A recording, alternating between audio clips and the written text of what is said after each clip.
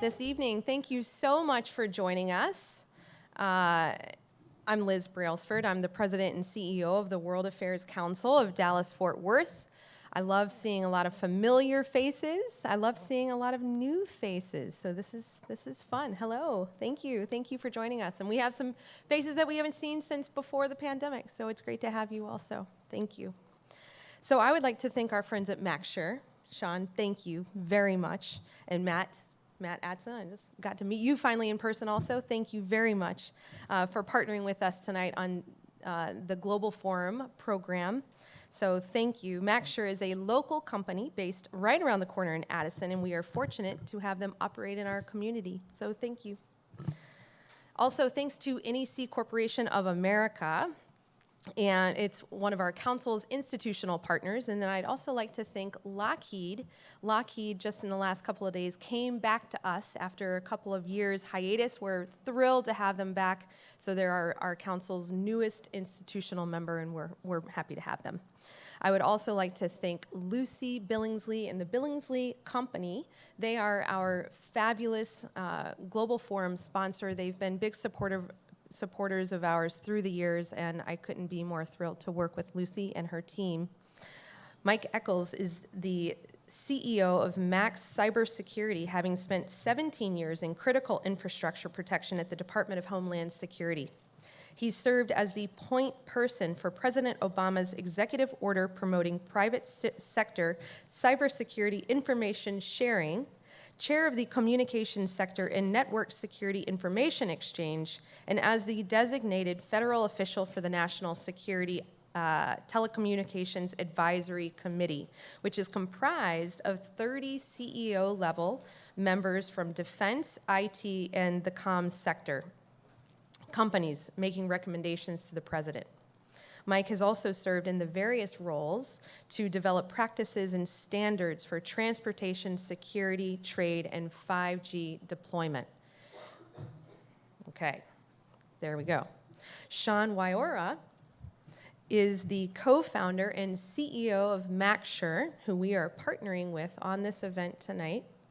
And MaxSure, again, is a leading cyber risk quantification and blockchain company in DFW, which works with decision makers and leaders across industries to measure cyber risk and inform decision making. A cyber industry expert, Shawn has appeared in the Wall Street Journal and CNN Money and is a frequent keynote and conference speaker. Good to know. Additionally, he took the first healthcare company in the U.S. to the cloud, and that company received the designation of the most cyber-resilient healthcare company in the United States. That's impressive. I think we have two very impressive speakers before us, and it's going to be a great conversation. And with that, I'll welcome you two to the stage. Thank you very much again. Mike? Sir? Good to see you. Thanks for coming in from D.C. That was really nice. All you have to do is ask, sir. Mike and I have known each other for years. We saw Shrik Segura, my co-founder, and I saw Mike give a presentation. There he is. And we were like, oh my goodness. We've been to how many conferences in our life, Shrik?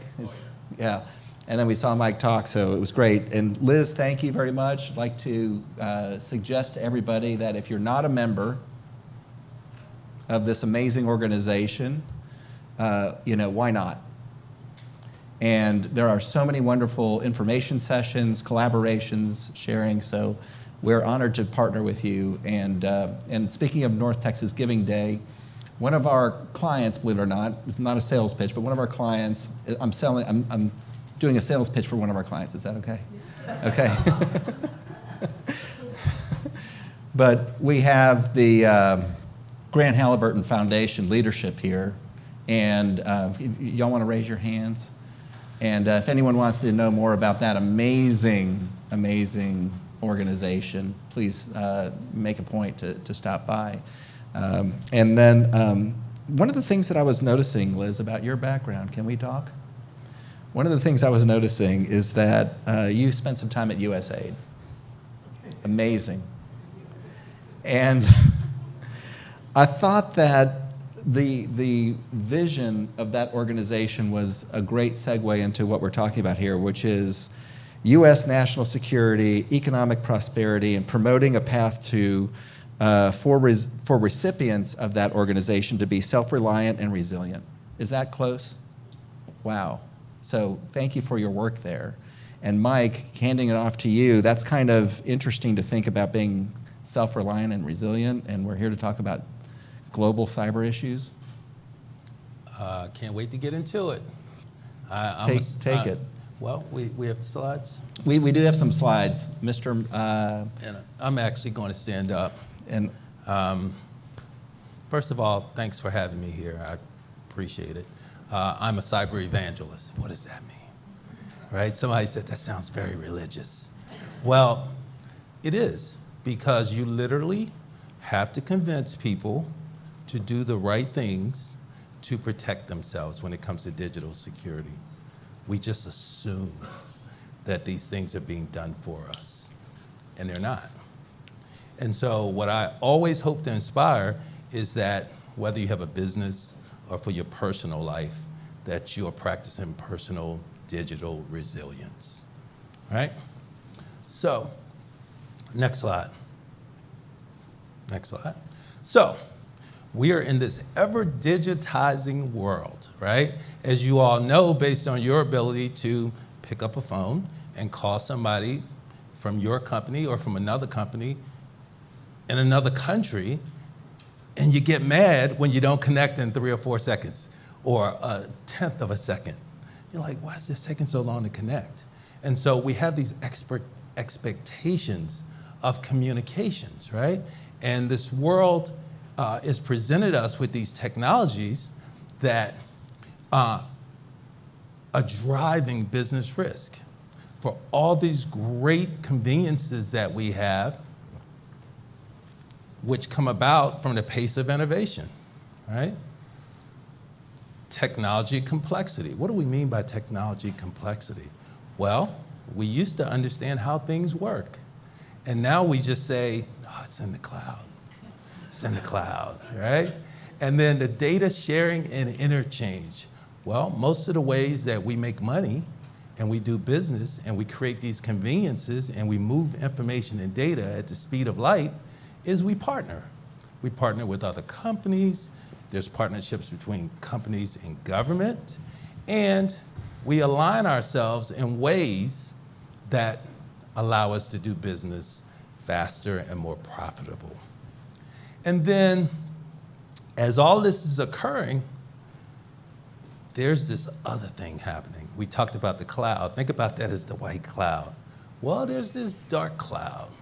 As a matter of fact, they call this thing the dark web, and it breeds these people who are working against all that good convenience. And just to give you an example of the way that business should view technology growth and planning for it. When convenience goes up, security goes down. When security goes up, convenience goes down. The optimum place that we want to be is we can get convenience and security working together. And I'm here to tell you that we don't have that. See if you guys are awake. I used to work for the government, and now I don't, so now I can tell you the truth. All right? As we think about this technology expansion, right, it brings about risk. And typically when I'm giving a speech, I explain to people that this word cybersecurity. Cybersecurity is nothing more than risk management, right? And it's nothing more than risk management because we're looking at the vulnerabilities, the threats, and the consequences should something occur. That's the formula for risk, right? When people that you need to work with you hear the words cybersecurity, they do one of 2 or 3 things. It's flight or fright.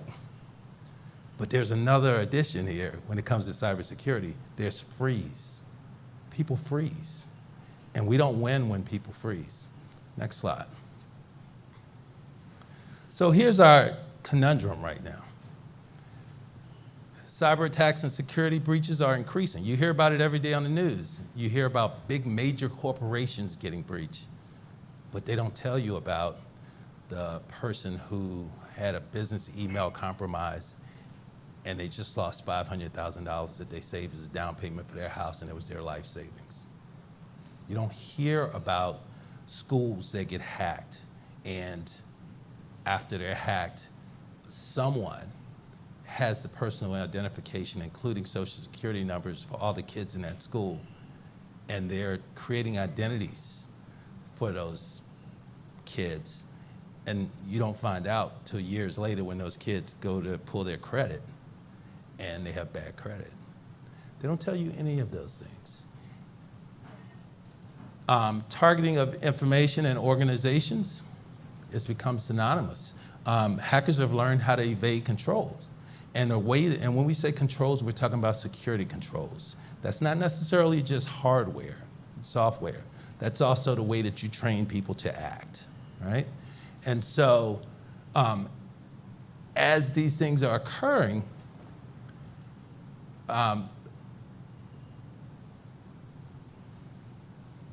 get my thought here. So as these things are occurring, those organizations that have not put those controls in place put those other organizations that they've partnered with in harm's way. So if you've done everything you're supposed to do to support risk management, and the organizations that you've built these relationships with and connected with to make more money and to do things faster, then you essentially harbor the same risk. And then current perimeter intrusion detection, sometimes it doesn't work. And it doesn't work because many times it's signature-based. Whereas we might need acquisition authority or get congressional approval, hackers work overnight and they change one little thing. And that signature that they had, that we now have a protection for, all of a sudden they've changed one little thing and now their hack works again. And then lastly, criminals are leveraging the innovations that we have. Encryption, right? So in a way, encryption works against us. It works against law enforcement. Hackers are actually using those technologies against us, right?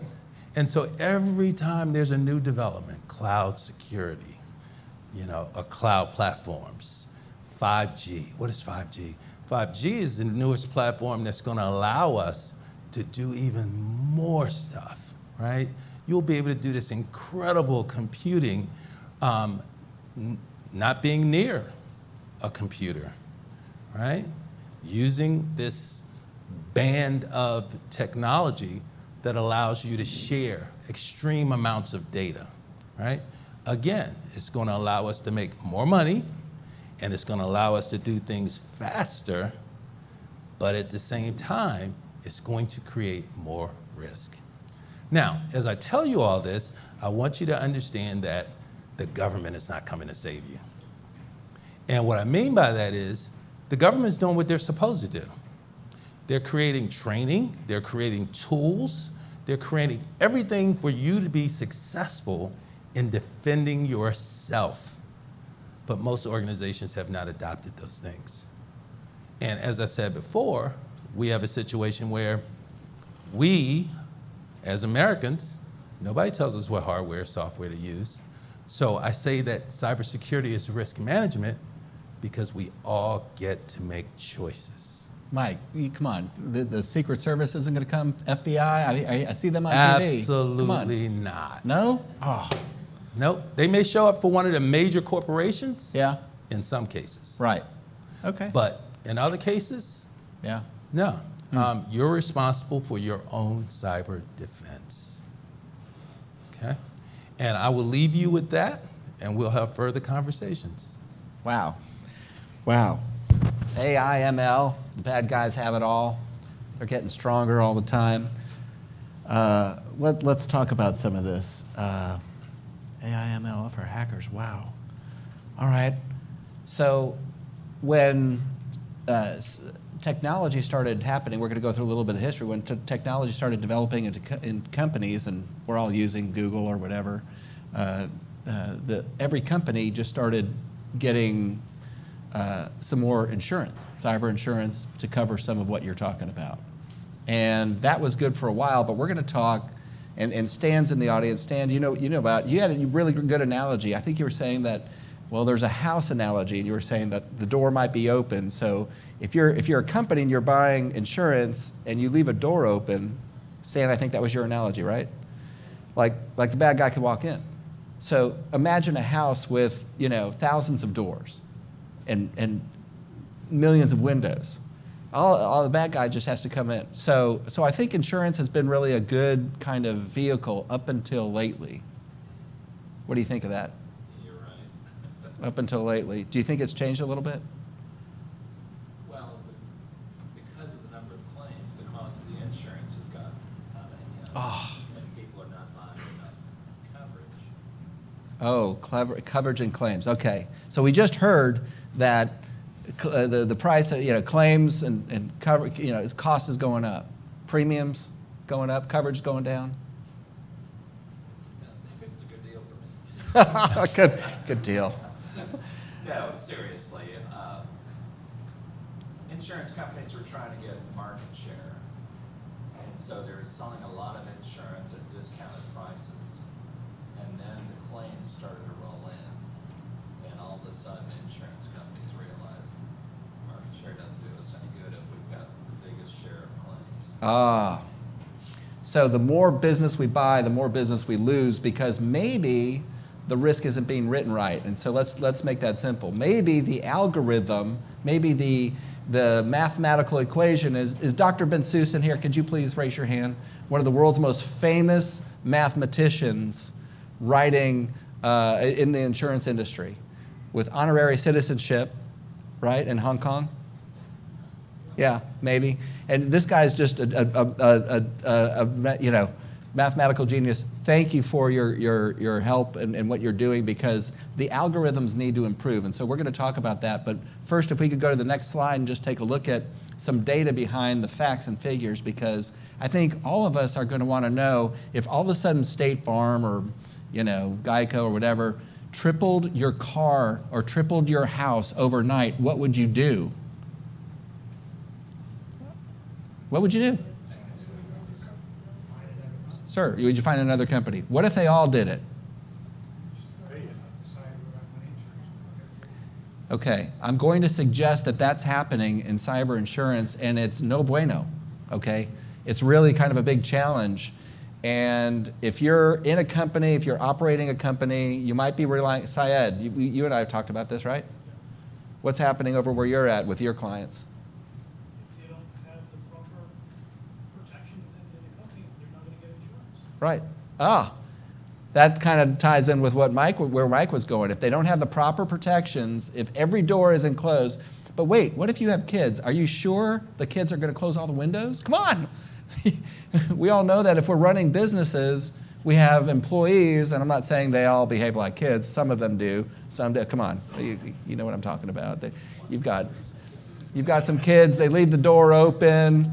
Maybe they share their password. Is that the same thing, Mike? Mm-hmm. Leaving the door open, sharing the password. Is there another slide before this one? So we've got, I'm sorry, before this one. Yeah. So look at this. I'm going to do what Mike did. May not be as tall, but gosh, cyber insurance costs up 50%. I'm not kidding. All the people, we're going around the world. Shriek, what continent haven't we been to yet? And we haven't been to Antarctica yet. But you go anywhere around the world. Seriously, we're not a huge company, but we operate all around the world.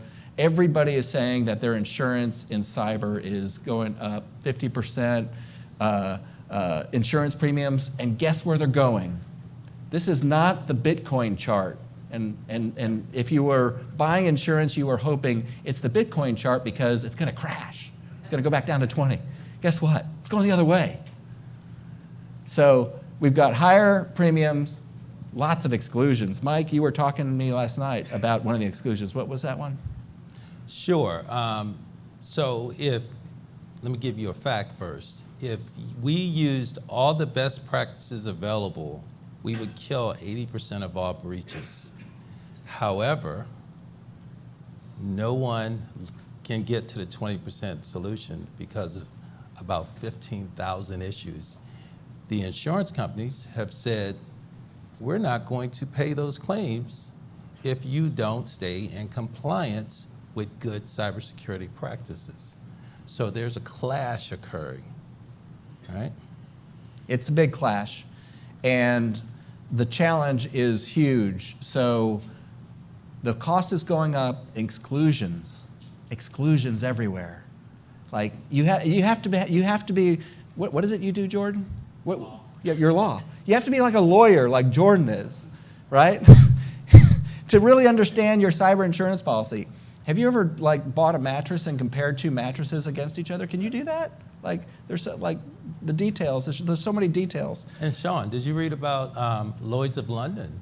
They are saying that come March 2023, that if you are attacked by a nation state or a nation state actor, then they are not going to pay your claim.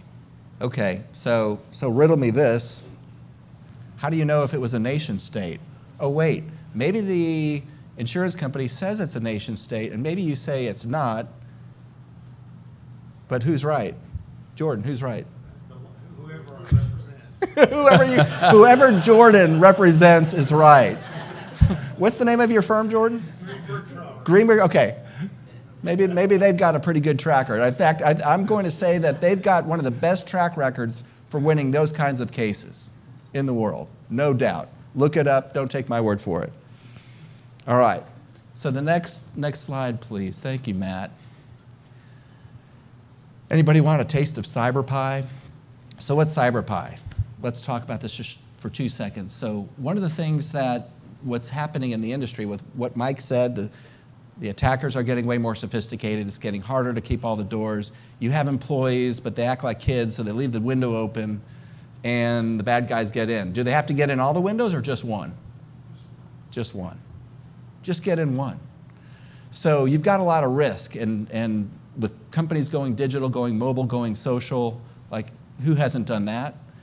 There's the amount of exposure. So one of the things that people are asking us to do is help them with a pie, cyber pie. How much risk is there? How big's your pie? And what do you do with the slices of the pie? Do you get insurance?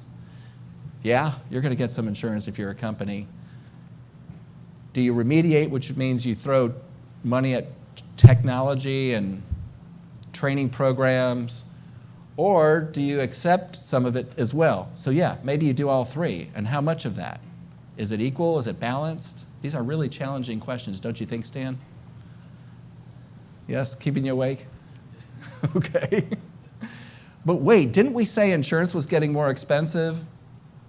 Really more expensive? And I'm going to suggest next year it's going to be even more expensive, maybe. So let's go to the next slide. Oh, it got so expensive, I had to call who? I had to call who? Who remembers who I had to call? Jordan Cowman. I had to call a lawyer because guess what? I can't afford this much insurance anymore. So now I'm going to do something which is called legal risk transference, which means that I'm going to get a lawyer to look at every contract I've ever had with every third-party provider and get them to take. If you want to do business with me, guess what?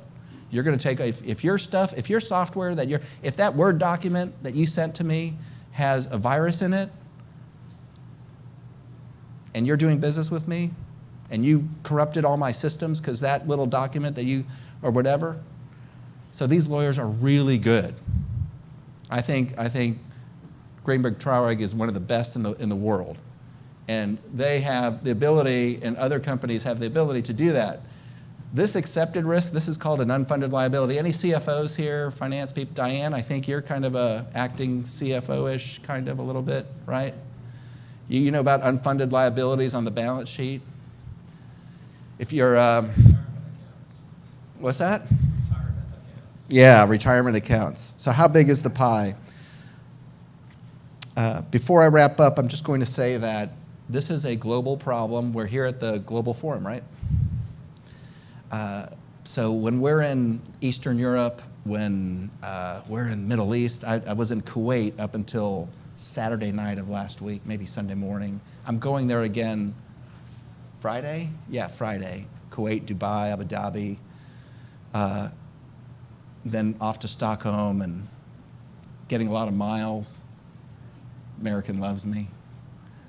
The problem that we're talking about is global, and the agents that are acting are global. This is such a global issue. There's no way to look at it. One of the things, Jordan, if you don't mind, if I share with the team, is that you're somehow connected, you've been connected, you have a leadership position with the UN.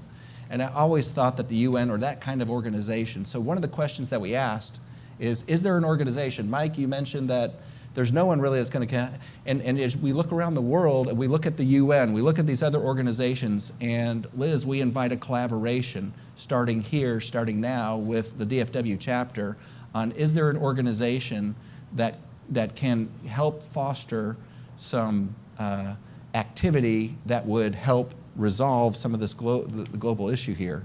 And so I invite, after the presentation today, I invite some more collaboration in the coming days and coming weeks, because I think it's this organization where these items can be discussed and then solutions can come forward on a global basis. Is that agreeable to you? We'll chat. Okay, we'll chat. All right. So with that, I'm going to say that Mike and I had decided that we would each take about 10 minutes, and then we're going to spend about each 10 minutes each, and then we're going to spend about another 10 minutes just talking, because sometimes Mike and I talk, and we end up talking for hours or talking about this and that, and so we thought we'd just kind of share with each other some thoughts. So, Mike, what are your perspectives on some of this that we just talked about? So there's some fundamental issues, right? So if we were looking at any other problem in this country, from reading, right, to access to broadband, and we look at these issues, we come together and we view them in a holistic way. What happens with cybersecurity and the protection of digital systems is we have an issue coming to a baseline understanding. Let me give you an example. If you were to go to any high school senior honors class and you ask them, what is the formula for force? Most of those kids can tell you mass times acceleration. However, if you were to get 50 cybersecurity experts in a room and you ask them what is cybersecurity, you might get 25 different answers. And so that lack of common understanding becomes one of those issues that drives up risk for everybody, right? And then additionally, as I stated in my little soliloquy before, you may be doing all the right things, but then your vendors, the people who are coming into your organization to work on your HVAC system that plug in, your employees that click on a email link that you've given them courses and classes not to click on that link. They do it anyway. All of these things continuously drive up risk, right? And so you've got to have risk management solutions in place. You've got to be able to identify, detect a problem, and then if you do have an issue, be able to respond and recover. And Shawn was speaking to the fact that there's an aspect of this where you have to be able to transfer risk. And when I was at the Department of Homeland Security, one of the strategies that we really believed was going to change this market was that insurance companies were going to cause that change, because just like they do with automobiles or with buildings, if you own a building or a house, you know that you know how to act in reducing risk. You know that they will come in and say, we're not going to pay this. Everybody knows that, so you act a certain way. Well, that was the expectation with cybersecurity. is that insurance companies were going to change our behavior. That has not occurred. And so we're where we were a few years ago, we're at that same place. The risk is just as high. I think that risk is high and it's growing. And then who here, by a show of hand, who here is just concerned about their own email and getting hacked and things like that? Their password at the bank? I know I am. Oh wow. That's a lot of people. And so it's actually getting easier and easier. Mike had mentioned that the bad actors, they're using things like AI and ML, and they're getting really good at it. And every time they hack and they get big money from a company, they take that money and then they invest it into more AI, more AL. So they're getting better and better. So it's like a little bit of a horse race here. And guess what, Shawn? A lot of those organizations use good cybersecurity. They do. They purchase cybersecurity services from the same places that we do. It's the most amazing thing. So what's the answer? What's the solution? We don't have one. We have ideas. We're exploring those ideas. We're in collaborations. Liz, thank you for allowing us to come up here and bring these ideas forward, because there is no silver bullet here.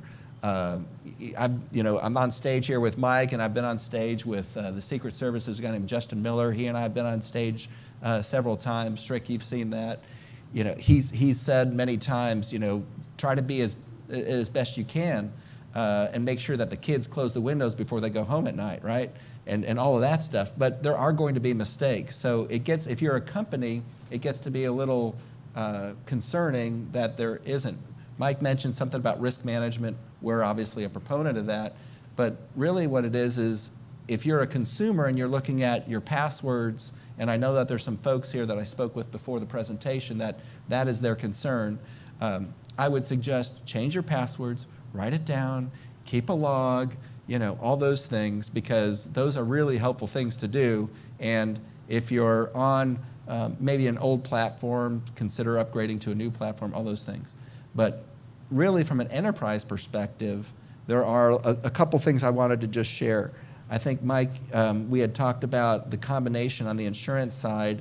And is anyone here familiar with D&O insurance, Director and Officer Insurance? Okay, there's a few folks there. So D&O insurance, for what it's worth, is being combined with regular cyber insurance, so that the behavior of the officers, okay, let's look at D&O insurance. D&O insurance is an insurance where if you're a director or an officer of a company, you get protection that if you did something wrong, or you made a wrong decision, or you didn't make a decision you should have made, and someone sues you, shareholders, third parties, customers, there's no end of parties that would like to sue a director, that you get covered.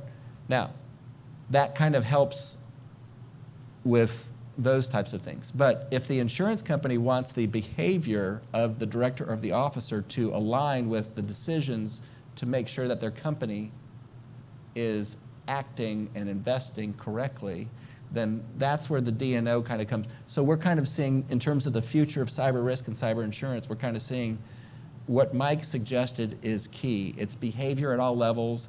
I like to think, Mike, that it's about a top-down thing, and then everybody in the company, you talk about it. You've got a podcast. You've got all kinds of communication going out. You've been highly cited in the media. What do you kind of think about when you think about the future of what could help? The statistic that I gave before, if we use all the best practices. Now, in some cases, that's not possible, right? And if you're in business to make money, right? And you don't know what you don't know. However, going back to what Shawn was talking about with the D&O insurance, if you're a leader in a corporation, and especially if it's a public corporation, you're required to understand the risk to that organization. And in the past, leaders have put their head in the sand because they didn't really understand cybersecurity. It's the freeze thing that I was talking about. And so now we're seeing more that people are trying to understand those best practices, because there are tools to, again, reduce risk. There is a gentleman who did freeze. He was the head of cyber for a company called Uber. Has anyone taken an Uber here? So you can Google this tonight, have fun with it.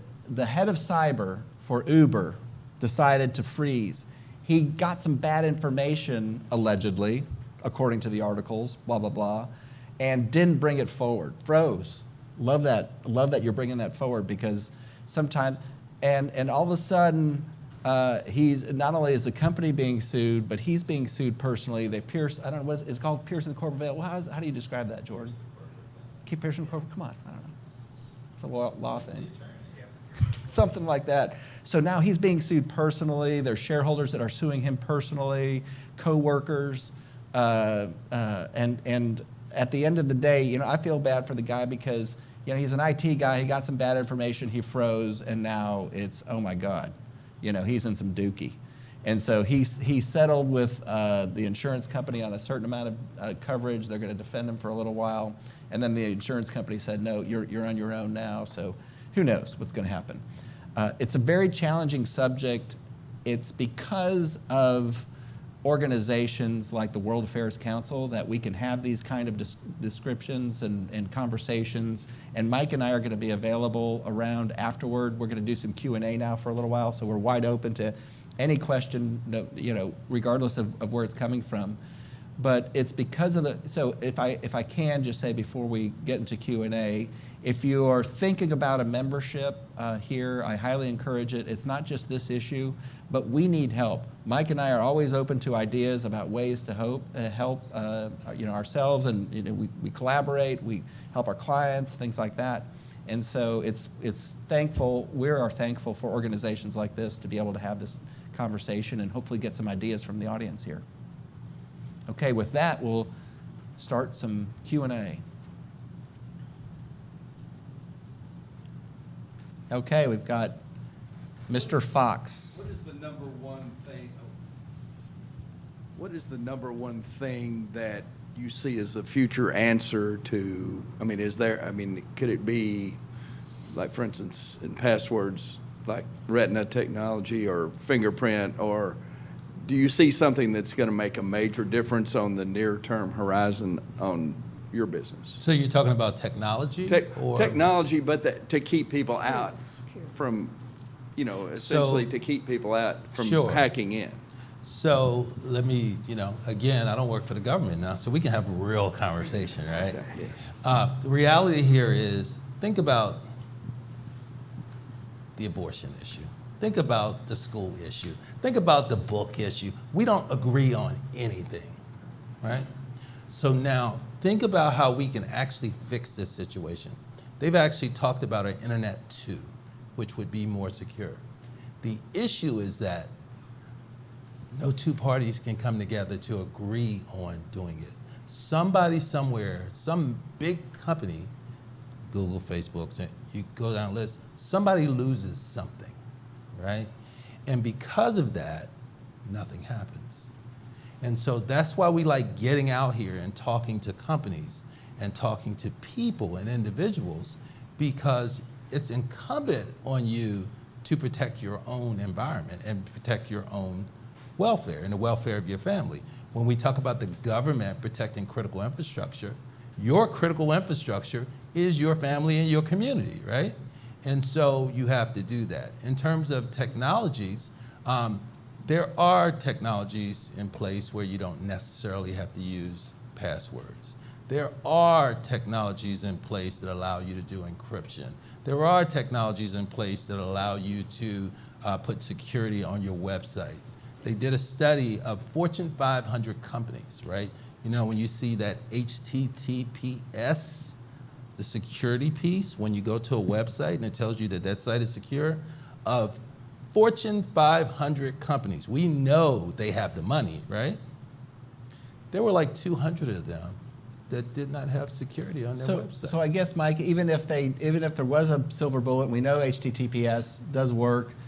Some folks aren't implementing it. Now that's changing. I will say my kind of take on this is that no, there's not, because even if there was, the bad guys are right behind.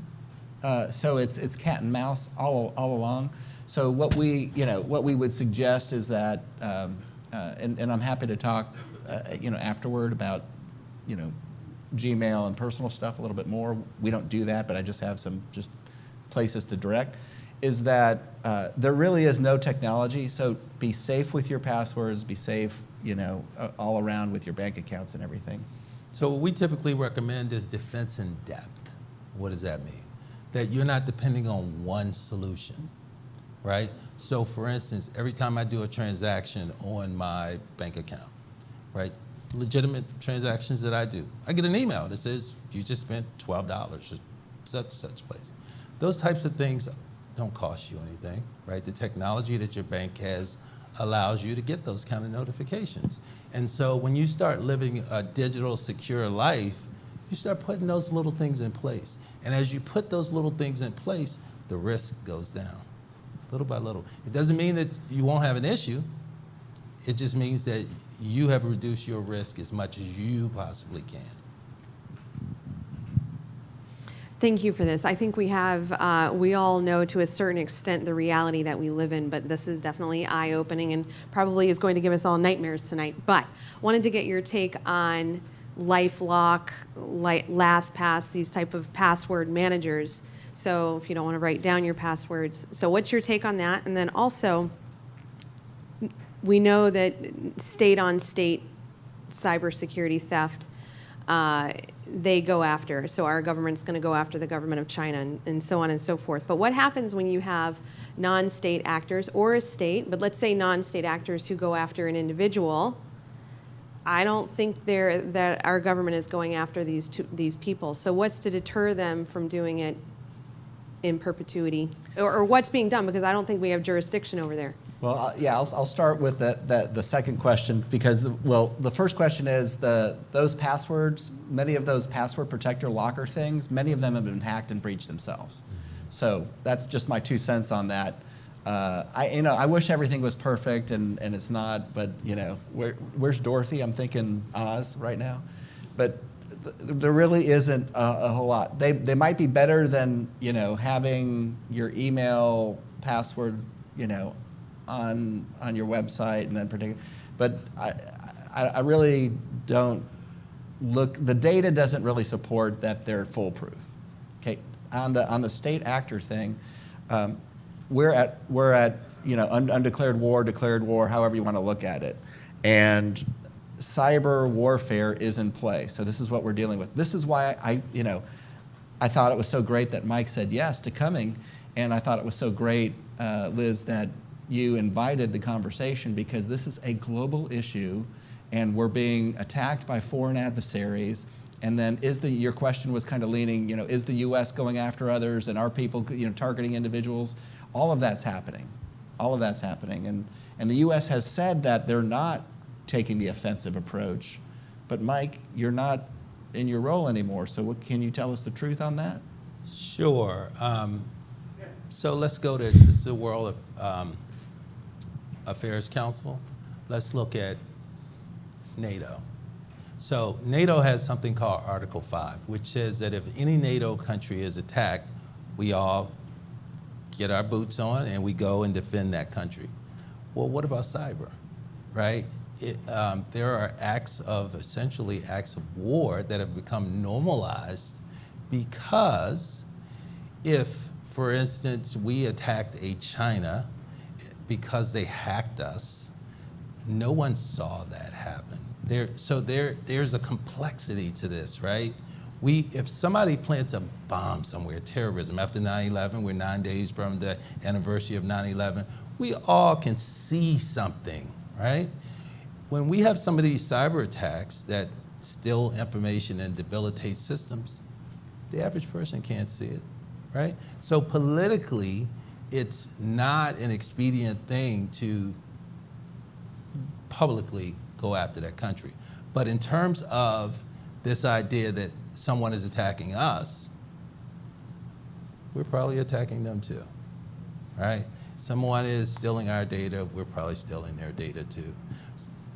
Iran, China, Russia are in our power grid, we're probably in their power grids too. And that's why we don't see this mass destruction, right? It's typically to steal information where they get an advantage. But then you have North Korea, Mike. Well, North Korea has Different been motivation. Yeah, North Korea's motivation typically is, or has been, they've been hitting crypto exchanges. They've been stealing hard or digital cash, right? They really haven't been in the business of attacking organizations or attacking companies from a cyber perspective for the purpose of disruption. Would it be helpful if- Except for Sony. So That's right. Sony made a movie that they didn't like about 6 or 7 years ago, and it gives you a great example of what happens when one of these attacks occurs. I remember we were working with Sony. They literally had to go around the world. They had to go to Best Buys and those types of organizations and buy new computers, because at the time that these attacks occurred, they had to shut everything down, because in a lot of cases, that's the only answer, is you shut everything down. Mr. Segor, with a question. Actually, I'd like to make a point to Mike. I mean, it's not only threatening us, but we're losing trillions of dollars from United States. So the China, if they say that they're building a new stealth aircraft, doesn't mean they've invented it. They stole a lot of the stuff from United States. So this risk is not going to go to zero, but it can be minimized. I mean, better policies, procedures, technology. From a passwords point of view, there is actually new technology that's being developed by Google. It's quantum scramblers that they're working on it, and that is going to someday, 10, 15 years from now, it's going to be virtually impossible for these nation-state actors to really break into it. But right now, we just have to, as Shawn mentioned, just have to write it down, destroy it every 3 or 6 months, and recreate it. Those are very brute force approaches, but that's what we have. So, Okay. Syed? How do you quantify risk? I mean, how do you know that you have done enough? Right? I mean, is there a framework to use? Yeah, so Lots of frameworks. yeah, there's lots of frameworks. There's NIST, there's HIPAA, there's all kinds of frameworks. Are you familiar with NIST? You are? Okay, because I brought NIST. So this is NIST. If anyone's ever heard of NIST, here it is, printed out, 800 pages. And some companies, Maxshare's one, but other companies, what we've done is we've taken an approach to build an algorithm. Thank you, Dr. Ben-Susan, for all your help on our algorithm and just helping us early on. Thank you. But with UTD, Dr. Ben-Susan. But you know, we've assembled the world's smartest people and the world's smartest mathematicians in trying to build an algorithm. And you know, some entities have thought it's really good. S&P Global, they have a division that's picked us as kind of like, you guys are the best, whatever. So whatever that means. But you know, we think that math wins, and it's the way. You know, it's a better way to quantify the risk. And you know, some people take a piece of this, whatever. We kind of think it makes sense to look at it holistically. Like, look at everything. Like, what do you mean everything? Every piece of software and every piece of hardware. What do you mean? Like at the version and patch level, right? So and then we just like we take like way like a lot of stuff. And so I'm happy to share with you. But a holistic approach at risk quantification is certainly a healthy step in the right direction to underwriting correctly, helping companies understand where their risks are, heat maps about where to start working and getting going and fixing the things that are important. I don't know, And by Mike, what do you think? holistic, what he means is some companies will buy a service or software that provides a perimeter, but they don't bother to train their employees, right? It's a multi-pronged approach to understanding your environment, understanding the vulnerabilities in your environment, and then understanding the threats against you. And you don't have to respond to every threat. It's just those threats that can exercise vulnerabilities in your environment, right? Yes, sir. Can you give us a couple of some examples of things that we can do better? I got first grade education, in computer science, and I'm proud of it. So there are a lot of us like me. Can you tell us, for example, when the computer suddenly says, you are infected, you need to call us right away, blah, blah, blah. So let me tell you. When you get, the second item is when you get an email that says, you need to update this and blah, blah, blah. And then we look at the email address. It has nothing to do with the company that they're supposed to be representing. Can you tell us more about basic things that can help us old folks here? Thank you. So I wrote a book in 2020, right as the pandemic started, of course. But I wrote a book in 2020 called Secure Cyber Life, The Government's Not Coming to Save You. And I wrote that book because, and this is not a talking point that I use in public, I really wrote this book because we were doing all these things at Homeland Security, and I realized that my mom and my aunt and all of their friends, they have that exact same problem, right? Cyber experts get hacked. Personally. Right?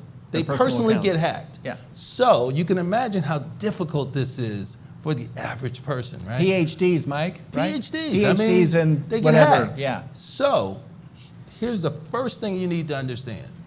No one's going to give you money, right? So if they are trying to suck you in to click on a link or go to a website because they promise you something, or they say something is wrong, but you know that you didn't buy something from Walmart, so you don't need to go see what it is that you're saying has damage to it, right? It's a level of common sense, the same common sense that you learned in kindergarten, since you say you only went to first grade. You learn not to cross the street without looking both ways, right? Well, we have to learn, and it's not just seniors, it's everyone. We have to learn, for instance, that when you have something like Alexa, you familiar with Alexa? Where you can just say, Alexa, play Imperdink Humperdink, you know? If you can talk to that technology and it hears you, what does that mean? It's listening all the time. And I think on the personal side of things, I think Mike's book might be really good, and there's other books out there and all of that. I have to say that I think this is an amazing business opportunity, not me, not Mike, for somebody to like come up with a solution for this kind of personal thing. David, you invest in companies all the time, right? You're like one of the top private equity angel VC guys around that I know. Cyber is one of our largest investment areas, and we have not found the silver bullet. Oh. But when we talk about the benefits of AI is used against us. I mean, it is AI who often unearths all the secrets of everything. If you get a lot of deal flow, if you get a deal that really looks like it's a solution, will you please tell Liz so we can have you come back in and update everybody? Is that A deal. okay? Yes, sir. And I think this might be save the best for the last, right? You mentioned Alexa. When she's listening, what does she do with what she hears? Oh. That is a great point. There was actually a murder solved through Alexa. This happened about 3 or 4 years ago. Amazon was not trying to give up the information, right? And the government was requesting that information because they saw that the person had Alexa. This woman died in a swimming pool. And it turns out that they were finally able to get that information, and they could hear things in the background. There was another case that was solved with the Fitbit, right? And this is where we talk about buying technology risk management. So the Fitbit, they were able to get that information at some point, law enforcement, and they were able to see what the person's pulse rate was at that time, what their location was, and some other information.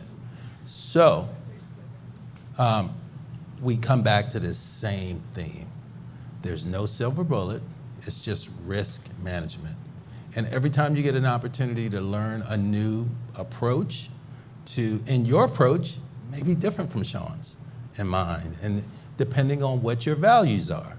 there are some people who certain things don't really matter to them, or they have enough protection in place where it's not going to hurt them.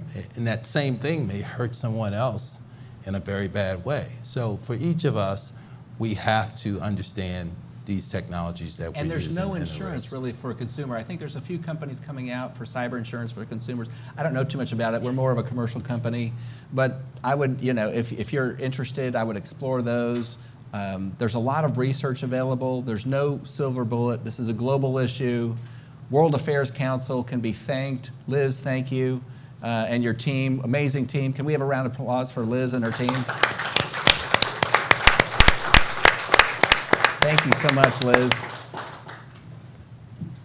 Well, thank you. I actually have an email right now in my inbox from PayPal.